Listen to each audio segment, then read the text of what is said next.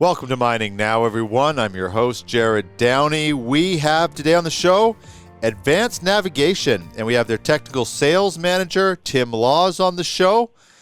Tim, welcome. Thanks, mate. Appreciate your time. Where are we doing this interview? I'm doing it from Vancouver. Where are you based out of?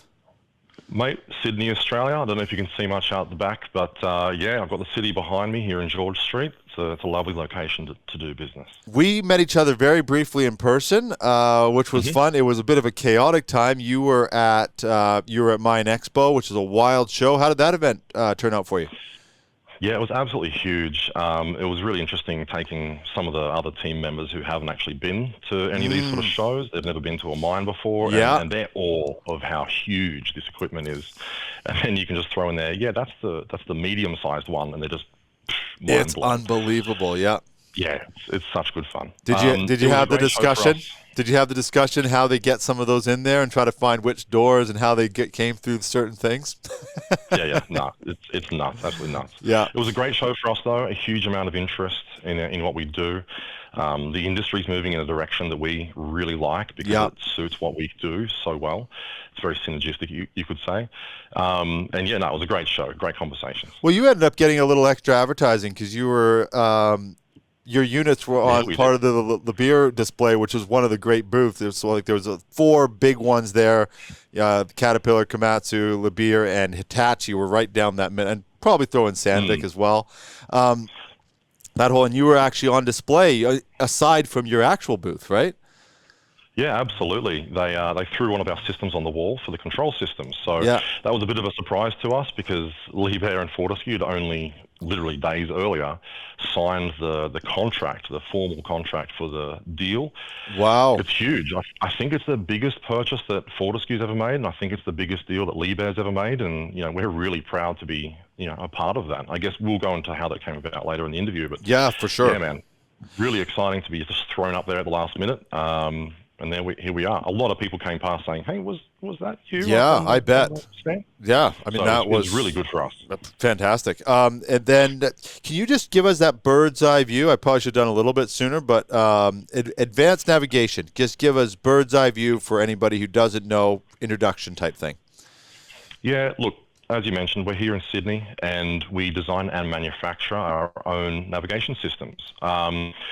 We also dabble a bit in AI and robotics, but the heart and soul of the business and what we've grown the business on has always been inertial navigation systems. And just for the audience sake, that's just combining a inertial measurement unit, or IMU. These are just motion sensors and a satellite positioning system like GPS and what have you. Shove those two together in a sophisticated manner, and you've got yourself a more complete understanding of, let's just say, the vehicle that you're mounted to. And that's what we do. That's what we do best. That's what we've built this business on, and it's taken us into some pretty interesting industries, let's just say. How long have you been with the company? About 8 years now. Not quite, just under. And is the company, is it mining specific, or is it, are you in quite a few different industries? Yeah, heaps of industries.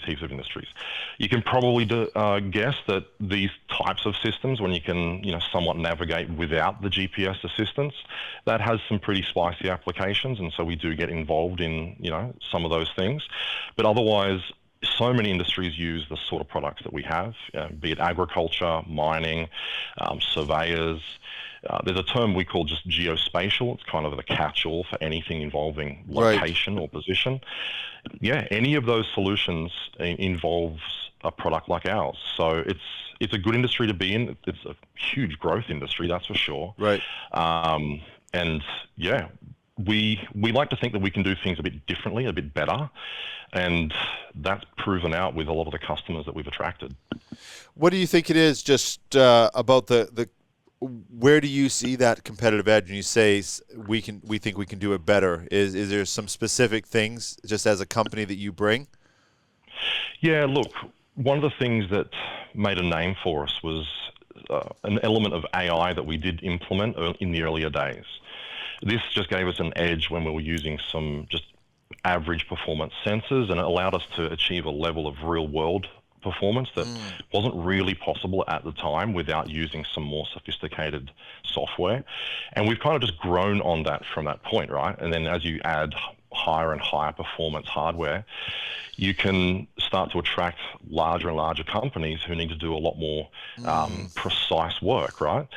And then, you know, it's across the board though. We do things in a very sophisticated manner. We design everything here, so we have full control. Like, nothing goes into our products that we didn't exactly and explicitly want. And being so vertically integrated also means we control our costs. So I guess the catchphrase here that the industry loves to use is called swap C. It's size, weight, and power over cost.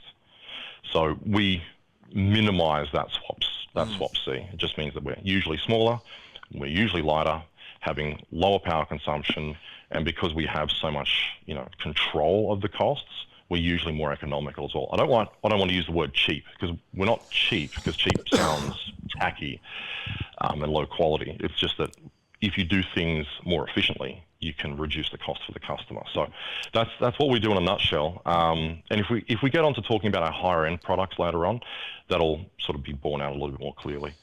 Let's talk about our Heavy Industry World Tour, brought to you by Savona Equipment. Find, market, and sell surplus and used equipment. And FogMaker. Protect lives and vehicles with FogMaker fire suppression systems, because safety can never be a compromise. We are heading to events across North America and Australia and filming episodes on location. Email us at info@crownsman.com to be part of Crownsman's Heavy Industry World Tour.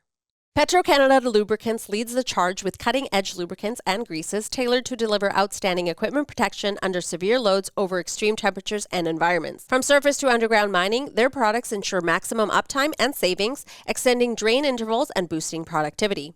With Petro-Canada Lubricants by your side, expect not just lubricants, but total solutions designed to keep your operation running efficiently and effectively, even in the toughest conditions. Learn more at petrocanadalubricants.com. SafeGauge specializes in innovative safety solutions, ensuring precision and reliability when conducting routine heavy vehicle maintenance. Their award-winning Safe Test range ensures workplace safety and efficiency. Their technology allows live testing to be completed up to 100 meters away, removing technicians from the line of fire and eliminating live work. SafeGauge. Work smart, stay safe. Visit safegauge.com today. CIM is Canada's leading technical institute dedicated to the sustainability of our industry. Members enjoy professional growth opportunities through CIM libraries, publications, webinars, societies, and the job board. Experience the CIM community firsthand at the Conference of Metallurgists, August 19th to 22nd, ICARD, September 16th to 20th, and the CIM Health and Safety Conference, October 6th to 8th. Visit CIM.org for more information and join CIM today. There's some products that you've pretty recently rolled out. Can you touch on any of those? I see the word mini in some of them. So of course that it's not usually a term used in mining though. No, exactly. Look, it's probably worth mentioning what exactly this thing is though. So yes, let's spend some time on it. Yeah, only because I don't want your audience to go, why are you using acronyms? So inertial navigation is just a combination of the motion sensors and the sat positioning systems, right? Right. Everyone knows what GPS is. Well, technically speaking, we use GNSS, which is not just the GPS satellite system. It's actually a lot of other ones. There's 4 major constellations out there. All that means is we have a lot more satellites to choose from at any given time. Makes it more available, more accurate, things like this. Okay. And then you have the inertial measurement unit, which is it's there to measure motion in 3 directions. So you need to be able to know what your acceleration is in all 3 dimensions, but you also need your rotation as well. Right. Otherwise, you can't tell, which way you're facing, which way you're going, what's your roll, what's your pitch, things like this. And so that's what we do. That's the core of our business, right? Now, we've always had a range of pretty good quality inertial navigation systems, but what we've just recently done is launched a next generation version of that core product range called Certus Mini. Now, there's a few things that are pretty important to note is that it's a ground up design. Like every single part of it was white sheet, blank paper from scratch. And that's allowed us to improve effectively every single little bit of the solution, right? But then we also did the same thing with the software. We've basically gone back to basics and completely redone all of that so that we can have a pretty comprehensive improvement. Now, it may not look that way in terms of spec, but what it means is the ability to manufacture it easily, at scale, do it efficiently, but also make sure the consistency is as high as it can possibly be. And then we've done something even further, and that's added a dual antenna version in the same form factor. So why is that important? Imagine you're trying to navigate around in your car, and then you stop. When you stop, how do you know which way you're facing? Well, you could use, let's say, magnetic north. Oh, that's fine. But then what if a huge truck pulls up and the system happened to be mounted on that side of the vehicle? Well, that huge truck is going to completely sway that magnetic north. And so you don't know which way you're actually facing anymore because of the magnetic interference around you. Well, if you've got two antennas, doing a bit of a comparison of the signals that are being received by both allows you to draw a line between the two, and that's your heading vector. It also has some other interesting implications. Let's say you're an aircraft. If you're trying to fight some crosswind, well, you don't actually go straight ahead. You're slipping through the sky. You have a bit of an angle that's different from the direction you're traveling in. So having those two antennas allows you to also know what that angle is. So you know not only which way you're going, but you know which way you're facing at all times. So this is really critical for a lot of the work that we do, especially when it involves, survey work, autonomy. Knowing the absolute, attitude of the vehicle is super critical. You can't do any sort of autonomous navigation without it. Who is Savona Equipment? Savona Equipment Limited is a buyer and seller of new, used, and refurbished industrial equipment with a focus on mining and construction. They find, market, and sell surplus and used equipment. Does the equipment need work? They can refurbish. Is there something you can't find? They source those hard-to-find items. Selling equipment? They buy, consign, and broker equipment and asset packages. Need equipment moved? Savona Equipment manages logistics for worldwide delivery. Surface and underground ore processing, concentrating, and refining plants and equipment, power generation and electrical, pump, material handling, alluvial placer, gold mining, recycling, and much more. If you need to buy, sell, find, refurbish, or move equipment, you need Savona Equipment. Savona Equipment, more equipment every day. Visit them at savonaequipment.com. OK Foreign Trade and Mining Company is the leading producer of injection chemicals from the mining and tunneling industries. What distinguishes OK is that all processes are managed entirely in-house, from the production of raw materials to research and development and sales. This vertical integration ensures that injection chemicals are tailored specifically to the required needs. The products are utilized for strata stabilization, roof support, and the prevention of air, gas, and water leaks. A commitment to quality is demonstrated through accreditations from NAC, IAAC, APAC, and ILAC, ensuring that all tests and products comply with the highest international standards. Visit okdtm.com to learn more. Nordlock Group, a global expert in bolting and engineering solutions, offers technologies for the challenging environments of the mining industry.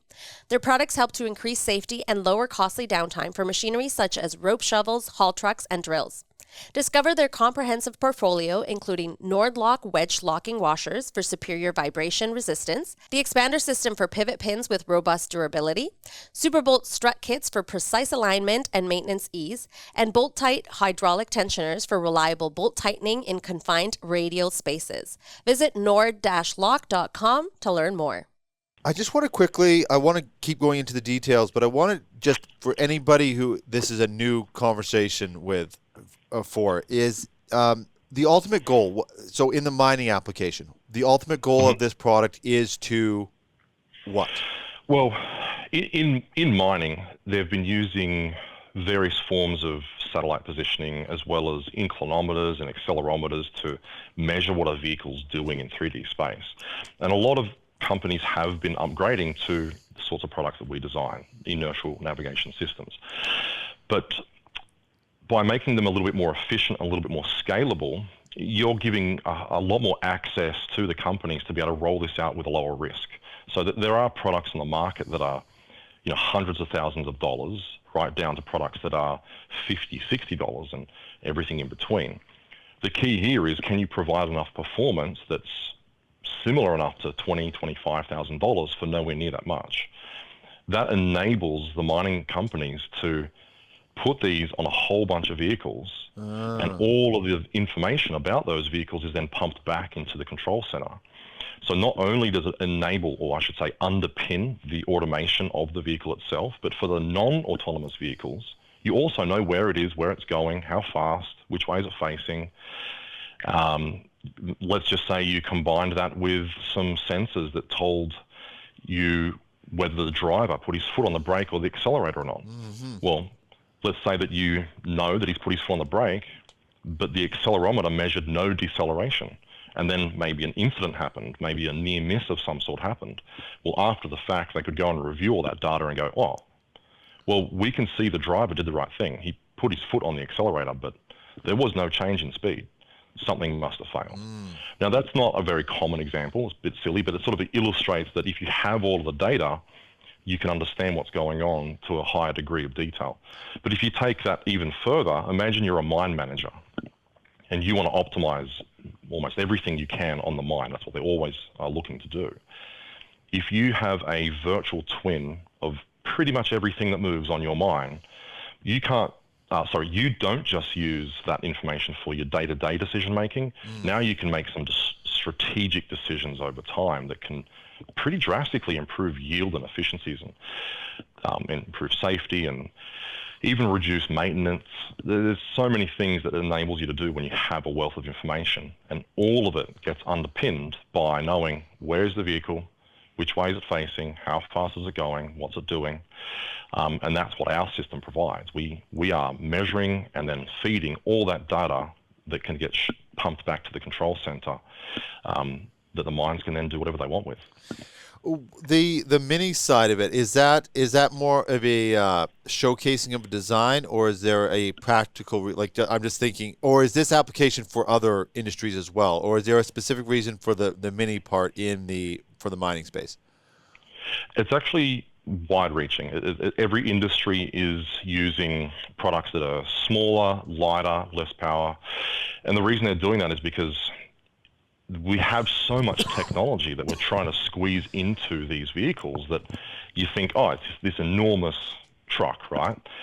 Yeah, it might be, but your junction box that has all of the electronics, you don't just throw stuff everywhere around the vehicle. You want to centralize as much of it as you can. You have, a main electrical box, and you might have some smaller junction boxes elsewhere that you pack full of electronics. But you don't want to waste space, and you also don't want to have excess space. You want to have the minimum viable product. And so if we come along and try and retrofit a vehicle and provide them with something that enables them to automate, let's say it's a surface drill, right? A lot of these are manual right now. Well, if you want to go and automate that, and you've got to put a larger solution inside, well, what if they turn around and say, I don't have the space, mate, what are you doing? Right. Certus Mini D comes along and we go, well, we can provide you the same performance that the bigger system provides.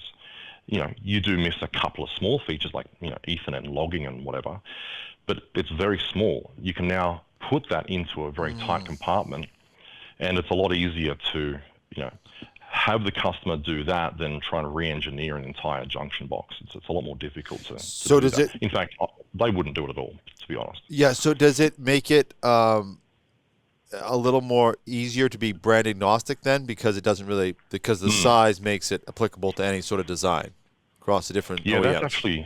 That's a really critical element. Being brand agnostic is a bit of a catchphrase at the moment. Right, it is, yeah. Buzz phrase. A lot of the bigger players have good systems. They are a little bit older these days. Some of them are definitely innovating. But let's be honest, the largest OEMs, they have a brand, they have a reputation, they have levels of safety, and they don't make decisions lightly, right? They don't take decisions lightly. They move slow. They're not as agile. That doesn't mean they're better or worse. It just means that they're not going to jump on the next best thing immediately. They want to be second or third. Yeah. As a consequence, the end user turns around and goes, well, I don't want to wait for you to innovate on that, and I can see all these other products on the market that can do either the same thing or better at the same or less cost, and now I can go and put those on other vehicles. So that being brand agnostic allows us to be part of that conversation, and then we are enabling a lot of our customers to reap the reward of the benefits of autonomy without having to spend 3, 4, 5, 10 times as much on a complete package from one of the big OEMs. One of the things I will say, though, we just did the pilot program for Certus Mini, and without us asking, they were sending us emails saying, wow, you weren't kidding, this thing really is mini, because most dual antenna inertial navigation systems are, take your normal phone, but make it taller. That's about the size, and we have products exactly in that kind of form factor.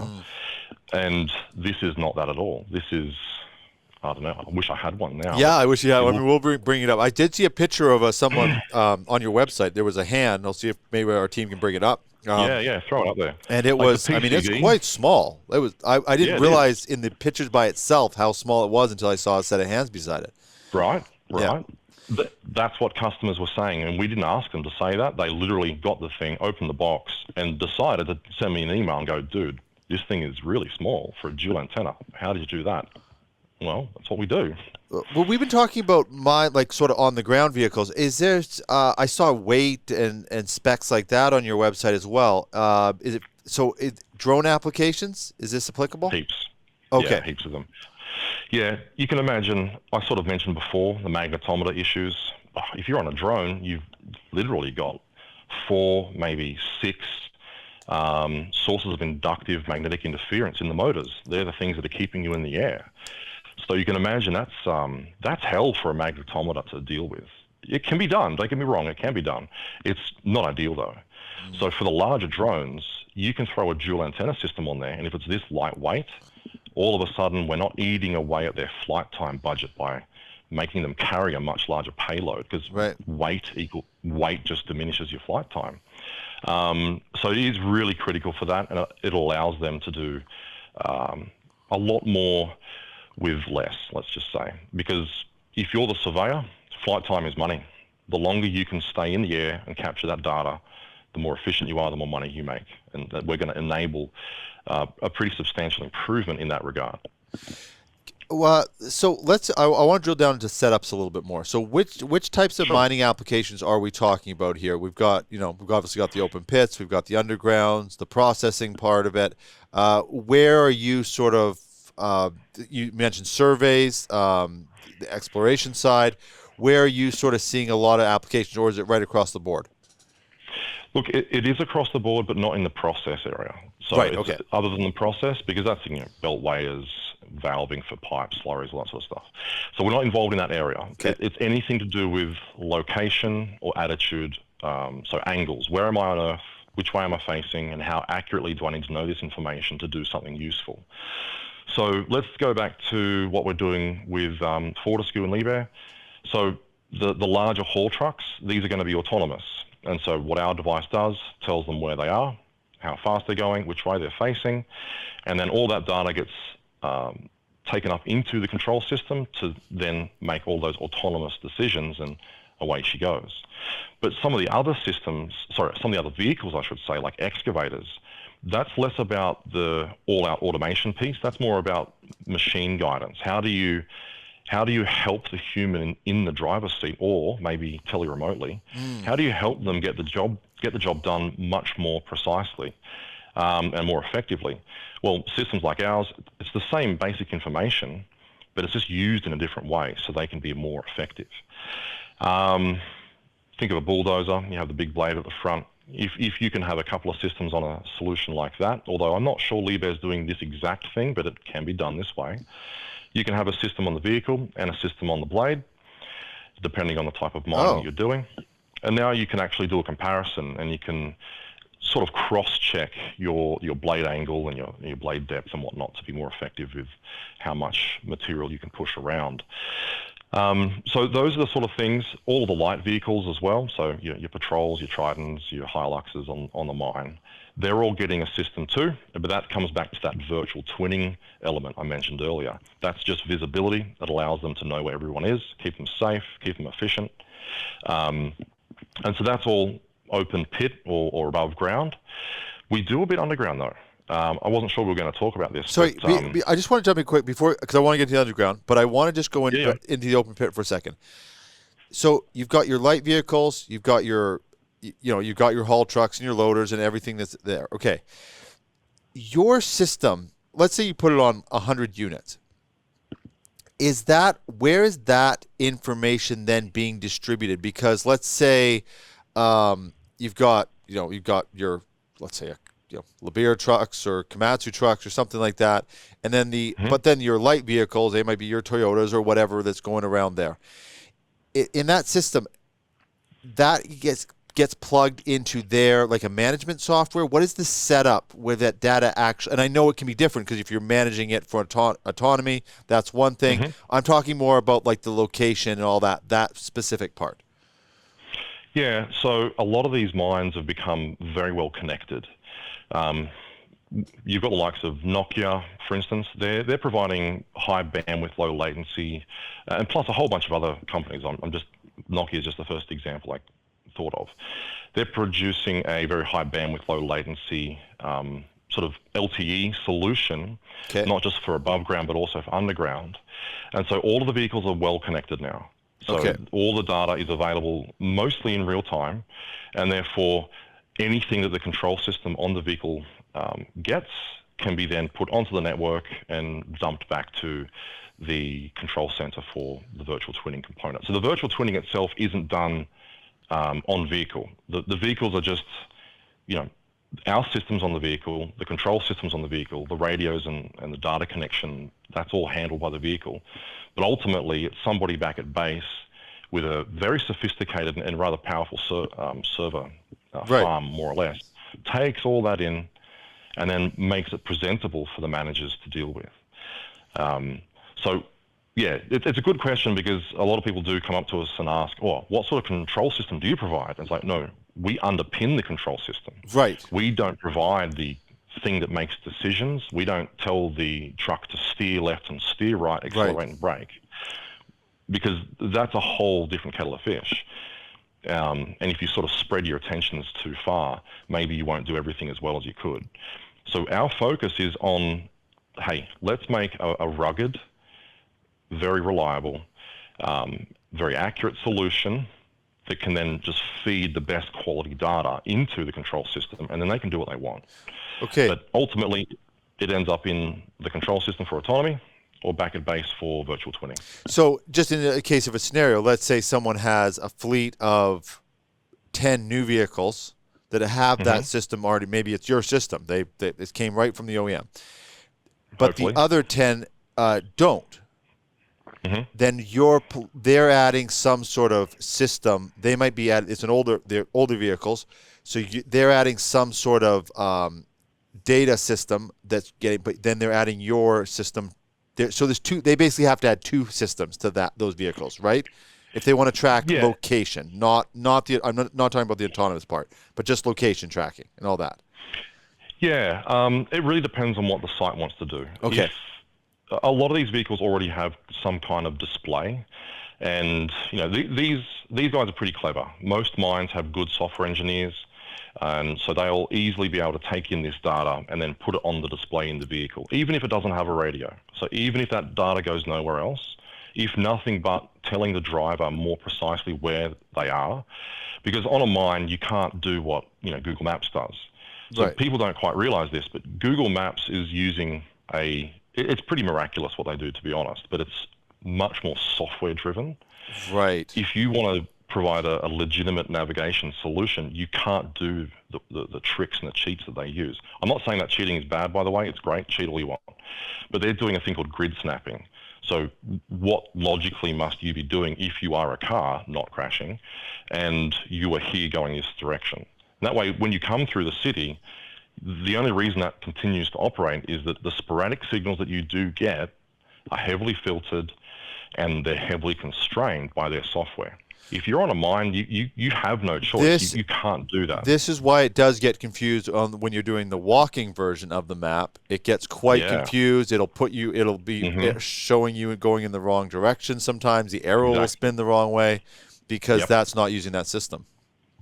Yeah, exactly. Okay. And to be fair, your phone does have an inertial navigation system on board, technically speaking. It's just not very sophisticated. The sensors are much noisier, they're much lower grade, and the GNSS receiver and the antenna especially is all built to a price and a form factor. So that's why I say it's pretty miraculous what your phone is what they're capable able of. to do with what they're packing in. Yeah. Exactly. The instant you take it out of that environment and you put it in an open field and you put some survey markers around in that open field and you start to degrade the signal quality, the whole thing falls apart. It turns into mush. So you can add, just to sort of button it in, so you could add in your system, that can feed the location for that's precise location for the vehicle itself, and then if they want to get that to a center or to some sort of central hub, they add that extra system and away they go. Exactly. The majority of our systems aren't installed in a way that the data gets pushed back to a central location. The majority of the time it is just used either by that vehicle itself or whatever platform or structure that we're on. And the human behind the wheel or the control system that's commanding for changes in direction, whatever, that's normally the primary consumer of our data. Or it's recording it, and then you can fiddle with it, you can post-process it, you can improve it, you can do a whole bunch of stuff after the fact as well. But yeah, the majority of the time, that's the more common way our systems are used. But in mining, the virtual twinning part, that's becoming vastly more popular. Yep. So there's definitely been a shift in the last 10 years towards having a far greater network of solutions on the vehicles for operator visibility or manager visibility, more likely. I pulled you in another direction because I wanted to talk a little more of the OPIT. You were going to talk about underground mining. Let's get back to that one. Yeah, underground's interesting. The automation that's occurring underground, a lot of the process engineers will scream at me for this, but we don't automate much underground. That is to say, in terms of vehicle control. We can do it, don't get me wrong, but there's automation and then there's truly automating something where you don't have people around or you don't need people around, and we're not there yet. As an industry, we don't have the capability to do that as of today. So I'll give you a couple of examples before I say how we're involved. There's a company, they provide a retrofittable solution. It uses LiDARs, basic IMU, and by scanning the surroundings at both the front and the back of the vehicle, because cross-referencing this stuff is always really important, they can do a couple of things, and that is not hit the walls and then determine when they've arrived at the location they recognize. It doesn't need to do much more beyond that, because those vehicles are operating in an underground environment that is completely segregated from where anybody is going to be walking around, right? No people are ever going to be along those particular tunnels. That's a specific setup though. If you try to do the same thing in any old mine where you have a lot of people around, that doesn't work. The system has to be so incredibly precise and sophisticated in, the decision-making process, because there are many, many ways that a machine can interact with another machine or interact with another person. And if you don't have everything dialed in, that becomes, quite frankly, very dangerous. And so the only thing to do at that point is to stop. And if you stop, you might as well pack up and go home. So we need to incrementally work our way towards solving the hybrid mining environment. We're not there yet, but people are working on it. But that's going to require some pretty heavy advancements in terms of location and communication underground, because these two things are really, really difficult. So what do we do to help? Well, if we can sort of chunk this up and bite at it in smaller areas, you can assist the operators by just making them more efficient or solving their pain, because a lot of these operators get frustrated with some of the existing technologies that aren't precise enough, and therefore they have to redo certain things, or it takes longer to achieve whatever task they've been given. For example, let's just say that you're starting up in a mine and it's a room and pillar environment. All that means is you're using continuous miners to mine tunnels in a grid pattern, but you leave enough material behind to form a pillar, and that pillar is what's keeping the roof from caving in on you. What you want in that situation is to be pretty precise with how accurately your cross cuts are. So your grid, you want it to be nice and square. You want 90-degree angles. And then when you finish up and you go back to nibble at those columns to get as much yield out of that mine as possible, you want to be accurate. If you're not, you may prematurely knock that column out, and that brings it onto your head, that brings the roof onto your head. Now, the remote operators, don't get me wrong, they're not there. They're back a little bit, tele-remoting in. But you want to do this as precisely as possible, and the solutions that allow them to achieve the accuracy that's being desired, they're really expensive. So that's where we've designed a solution that's a lot more scalable. In fact, we're a sovereign manufacturer of this technology now. We're the only guys in Australia that can do it, and that is we've designed our own fiber optic gyroscope-based inertial navigation system. So to give you an idea of what that means, the Certus Mini and then the big brother Certus that we're using with Fortescue, these are based on a solid-state technology called MEMS, Micro Electromechanical Systems. I don't want to dive down that rabbit hole too far, but basically it's a proof mass that can only move in one dimension. So if it wants to go backwards and forwards and you hit it sideways, it doesn't care. It's not doing anything. It's only going to measure acceleration, in this example, in the forward or backwards direction. That's it. And then that provides an output that you then take into the other control elements, and then we do things with that signal to provide some intelligent information to the user. So that's the accelerometer. The gyroscopes do the exact same thing, except they're constrained in terms of which way they can rotate a little bit using the Coriolis effect. I'm not going to go into that, but these are both on chip, in silicon, and they're really good because they're rugged, they're small, and they can be produced in pretty huge scales, thanks to how well the industry can fabricate silicon, like microprocessors and things like this. Mm-hmm. A fiber optic gyroscope is very different. So to measure the rotation with the MEMS, like I said, it's still a proof mass in silicon, and when it turns, some of those forces can be measured. A fiber optic gyroscope is quite different. Light doesn't change speed no matter what you do to it. Unless you pass it through a different medium, it is going to hold its speed, and it doesn't care what you do. Even if you send that light into some fiber and then move that fiber, you don't change the speed. It still arrives at the other end at the same time it would have otherwise. Okay, cool. Well, we can leverage that. Let's just say we sent a pulse of light into a device that splits it perfectly in two. And then we send that into two ends of a long coil. It's one coil, the same coil. The light goes through the coil, passes by each other, that doesn't interfere, comes back, recombines, and then we sense what comes back. If nothing moved, if nothing rotated, what we sent is what we get back. So, okay, all good. But if we move, we actually make the light in one direction take a longer path, and the light in the other direction takes a shorter path. So when it comes back, the light will interfere.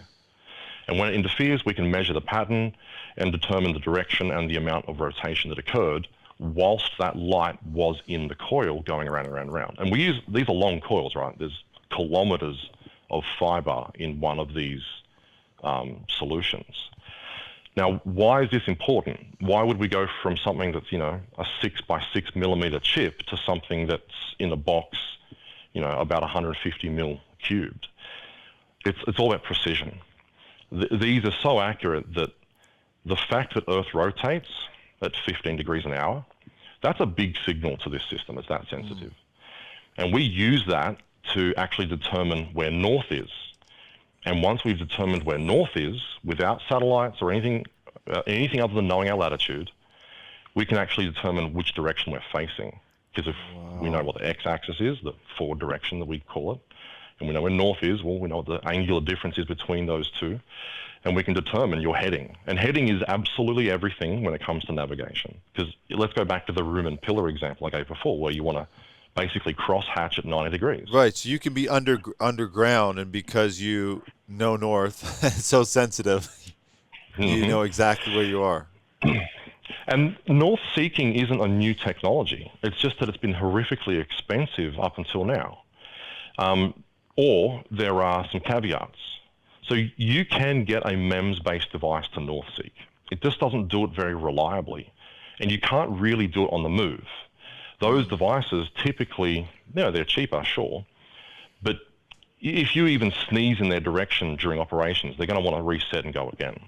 And these are used for, say, like drill rig alignment. And that's fine. They do the job. They're not as accurate, but they can get the job done. But it's just, that accuracy is reducing yield, and it's also making it kind of pointless if you're trying to navigate because you're moving, and those systems don't like that. Right.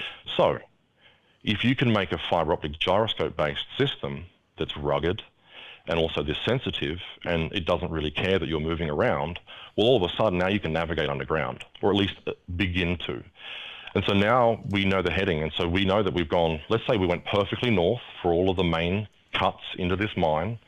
Well, it's pretty easy then to take a 90-degree angle and then cut across that and be pretty confident, not very confident actually, you can be very confident that you're at 90 degrees and effectively carving out the room and pillar architecture that was designed. But if we can do that at a more scalable price, all of a sudden there's a huge cost benefit, or you can apply that to more vehicles without, costing an arm and a leg. Right. So that's what we've done. We've gone and taken this pretty crazy technology, and admittedly it's been around for a decade or two now, that is north-seeking, but we've engineered this to be so much smaller, lighter, and easier to produce that we can bring that cost down, and all of a sudden all of the hassle in going with the larger solution, because it's not just cost either, there's export control issues around that. Well, now we've eased access, we've made it available. And so that product's called Boreas, by the way. So if anybody wants to look on the website, look up Boreas. There's a 70 and a 90 version of this, just two different performance levels. Okay, we'll make sure to bring that up too when we first started that conversation. We'll bring that up on that as well. And that's been a really big deal for us because it's enabled not just to tackle a whole bunch of applications that have a lot of satellite interruptions, but also completely GPS denied environments. So if you don't have any position whatsoever, or you had a position and then you drive into an environment where now you don't, you need this level of performance. You really can't do much else in an unknown, unmapped environment if you can't north-seek and measure the changes in angle over time such that you can go, okay, I was here, I was going this fast in this direction, and now at this next time point, I've just measured a bit of rotation, a bit of acceleration, add that together. Okay, now I'm here. Now do that again, and now do that again. And you just keep on stepping in time by measuring how much acceleration and rotation the vehicle experienced. And that's called dead reckoning. That's navigation via dead reckoning. So that's a lot of what we do. I won't really talk about the defense side of the business, but it's a big part of our revenue. We work strongly with the Australian defence industry and international partners as well. And so that capability has put us on the radar with those guys, and that pedigree has enabled us to also tackle some really tough mining environments. Because if you can imagine, if you're bouncing through a desert in a tracked vehicle, you're pretty safe to be on a mining truck as well. Right. Yeah, it's incredible stuff. Just sort of we get to the tail end, what are the conversations that you want to have with mines or not even mines, I guess OEMs? Like, what are sort of these pockets within the industry that you want to be? What are the conversations, and then who do you want to be having them with? Look, it's pretty broad, to be honest. Just the other day, I'm talking to the CEO of a couple of drill rig manufacturers, and then the week prior, because they made the introduction, I was talking with guys that retrofit drills with autonomous systems, or at least improving their alignment systems. We also do work with the OEMs, a lot of the CTOs or the autonomy managers, because automating these haulers is also a huge part of the way mining is going. Yeah, Caterpillar and Komatsu and whatnot, they've been doing that for a while, but they're all hitting that next generation now. And so even some of the OEMs, even with the huge partnerships that they've got, now they're still talking to us because they're going, well, there's a huge cost saving here, and it's Right. more scalable.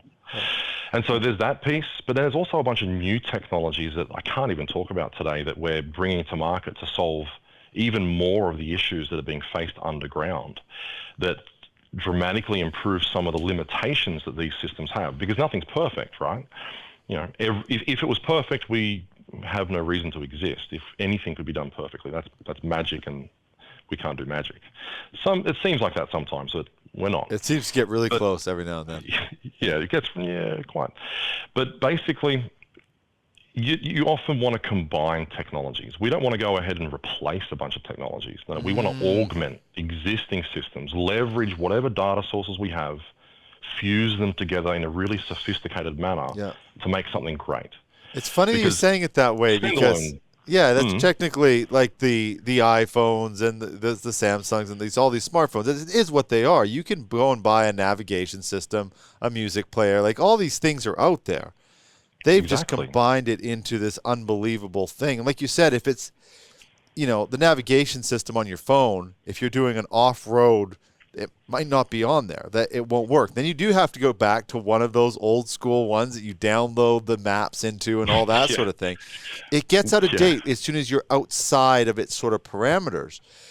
And you're in a way, you're doing that within the mining industry. Now you're, or defense, you're packaging these things together that are being used separately, and that's they're starting to meld together.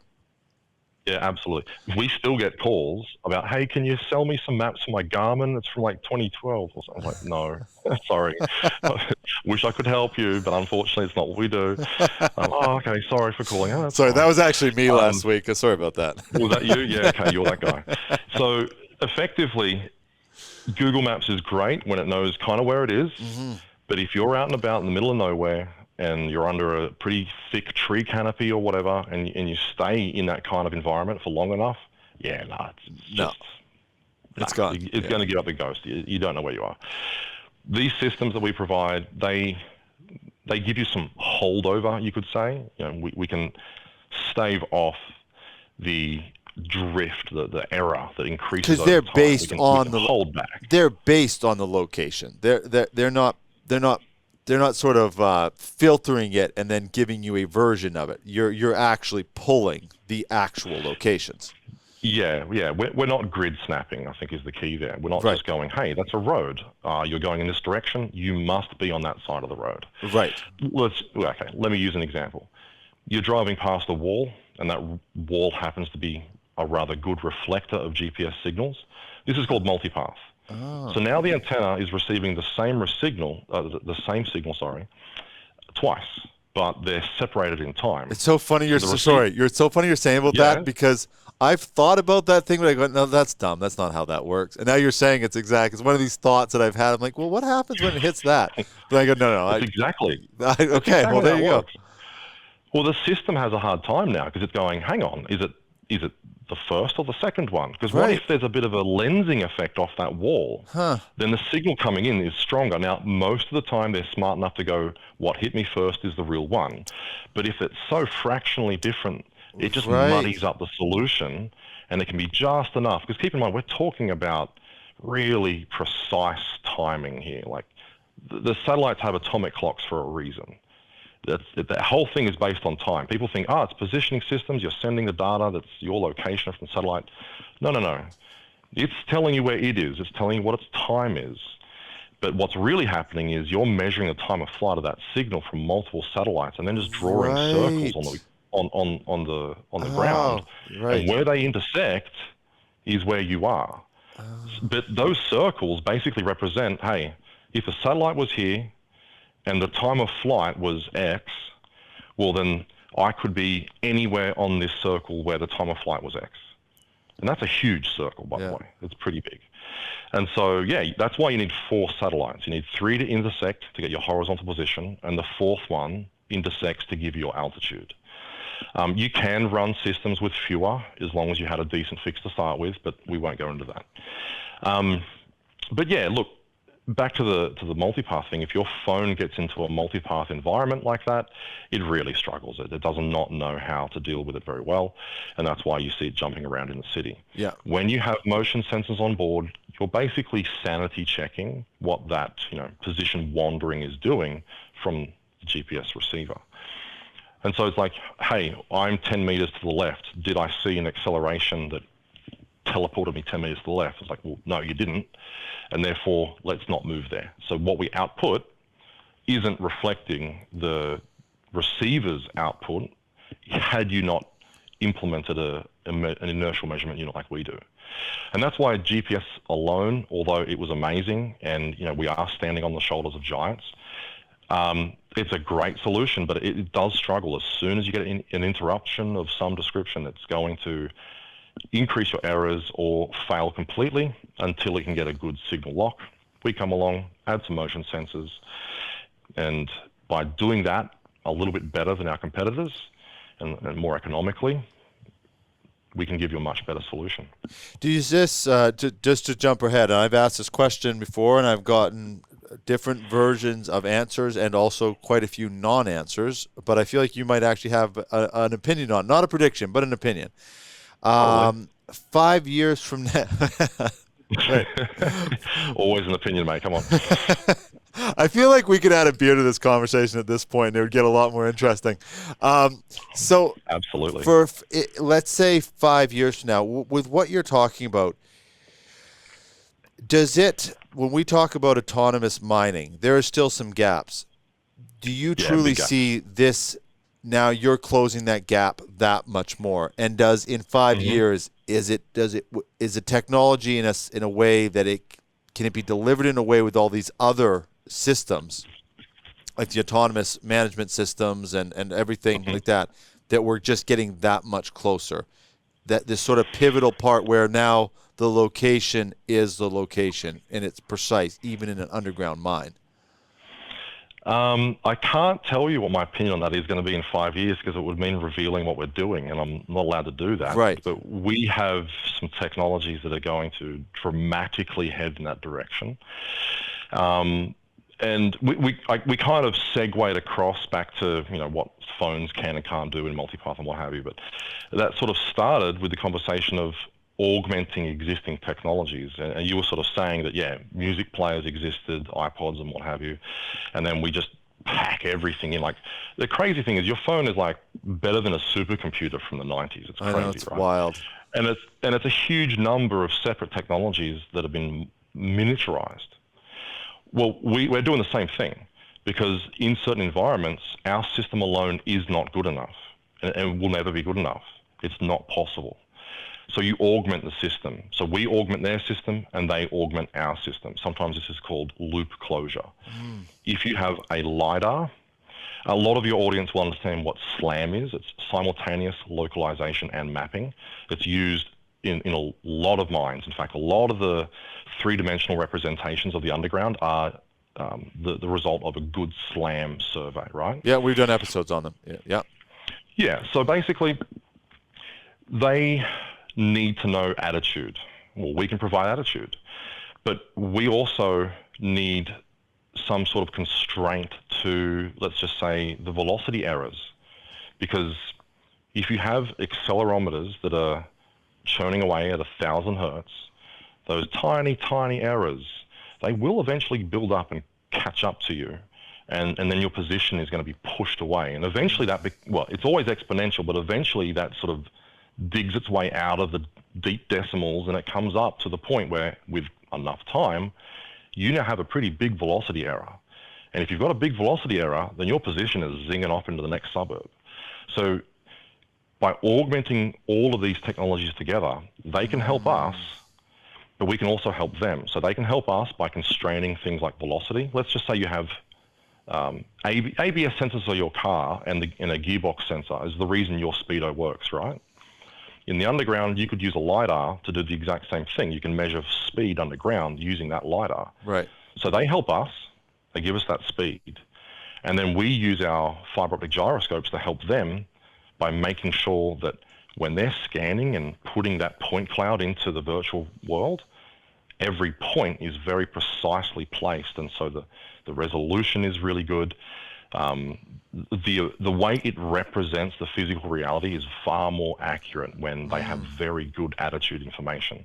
So it's very mutually beneficial to actually come in, say, hey, you've got this great survey vehicle, you're kind of struggling with that inertial system, then we can come along and provide a good north-seeking gyro-based solution that just comes along and partners perfectly with it.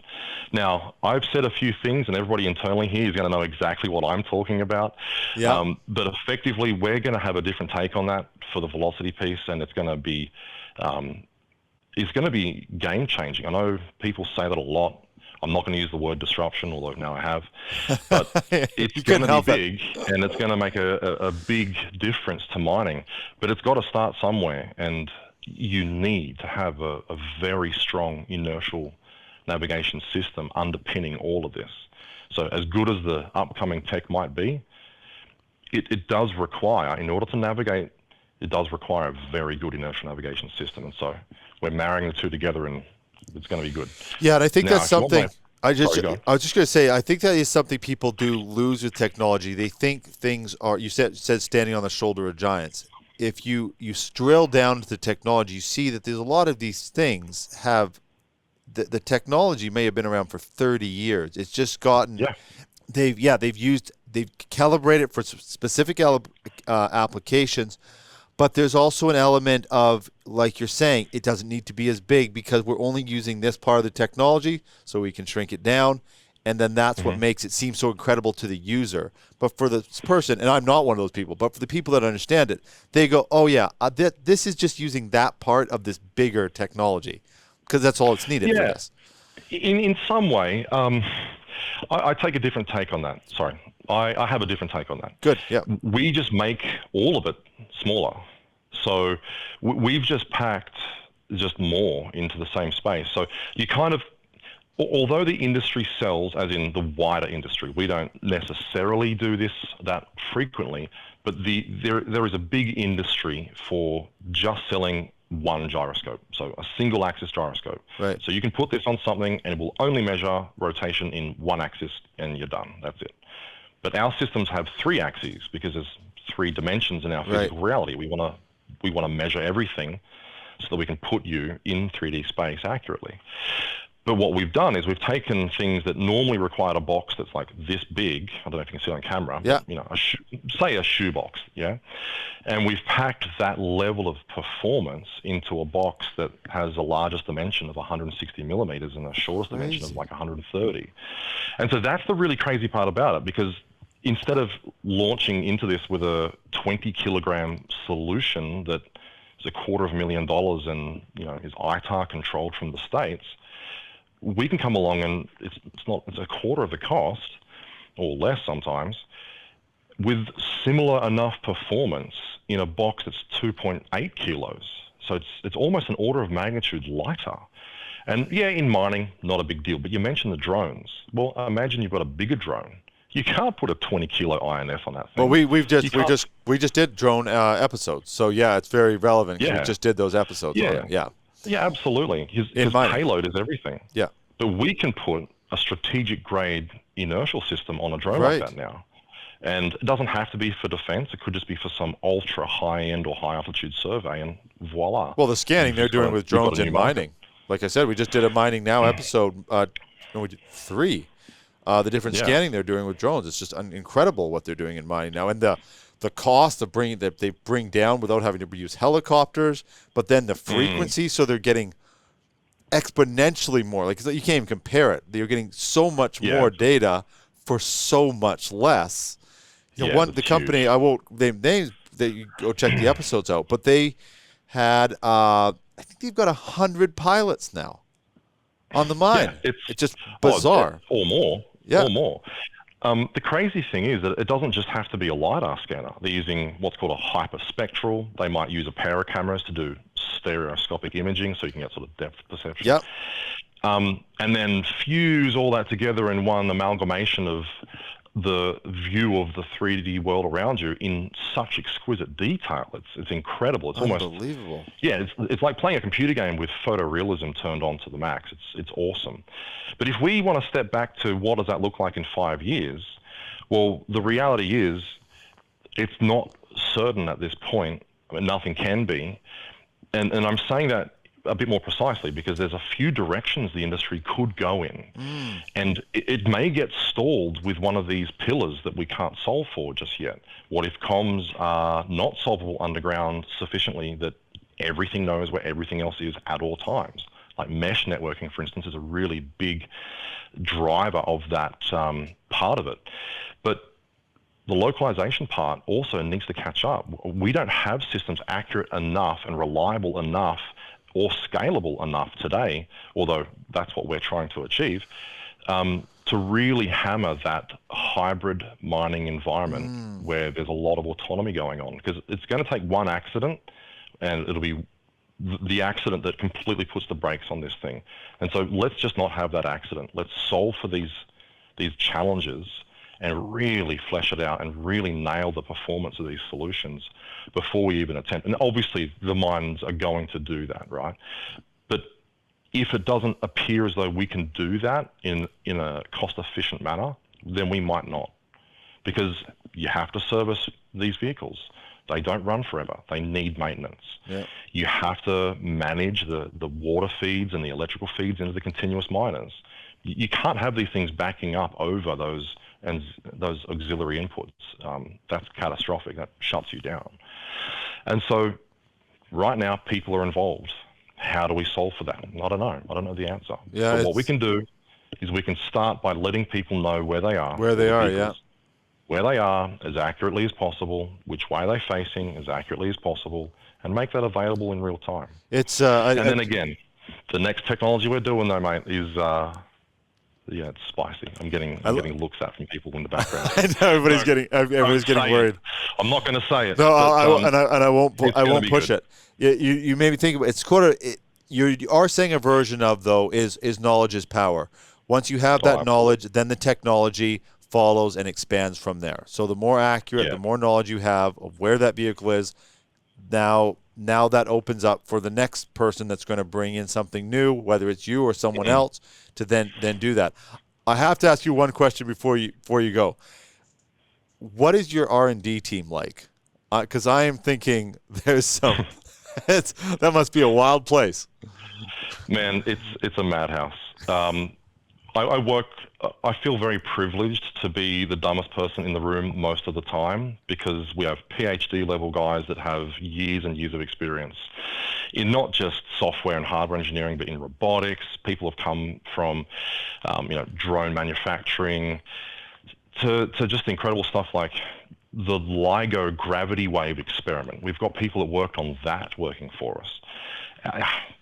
I'll say this, our R&D team is the lifeblood of the organization. We try and pump as much money into R&D at the end of every year as often as possible. We go for as many government grants as we possibly can simply to feed the beast. Yep.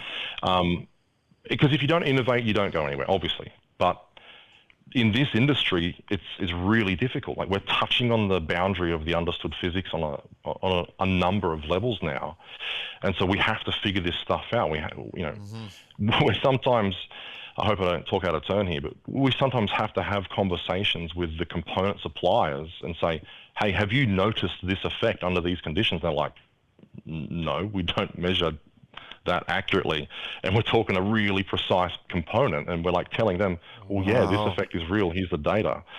And so our R&D team are amazing, it's an absolute privilege to have worked with so many phenomenal people for this long, and I really mean that. I'm being very genuine right now.